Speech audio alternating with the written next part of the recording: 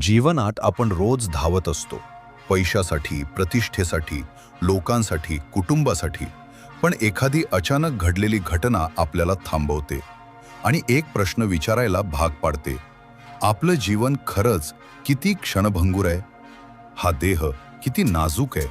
आज आहे, उद्या नसेल. आणि आपण मात्र जगाच्या गोंधळात, भांडणात, स्पर्धेत स्वतःलाच हरवून बसतो. ज्यांच्यासाठी आपण आयुष्य झिजवतो त्यांनाही कदाचित आपल्या त्यागाची जाणीव नसते. आणि आपण स्वतःसाठी जगणं नेहमी उद्यावर ढकलत राहतो. आपण म्हणतो, अजून खूप आयुष्य पडलंय, नंतर जगू स्वतःसाठी. पण खात्री आहे का पुढचा क्षण आपला असेल याची? म्हणूनच थोडं थांबूया, स्वतःकडे पाहूया.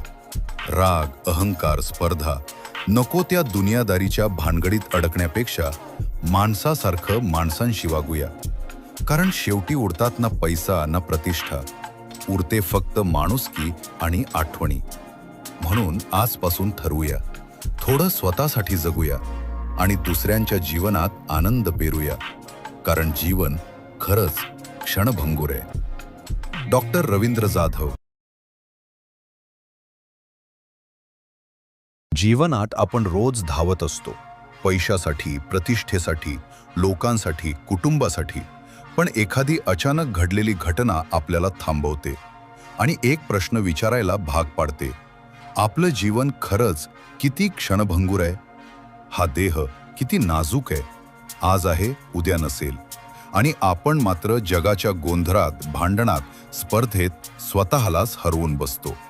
ज्यांच्यासाठी आपण आयुष्य झिजवतो त्यांनाही कदाचित आपल्या त्यागाची जाणीव नसते. आणि आपण स्वतःसाठी जगणं नेहमी उद्यावर ढकलत राहतो. आपण म्हणतो, अजून खूप आयुष्य पडलंय, नंतर जगू स्वतःसाठी.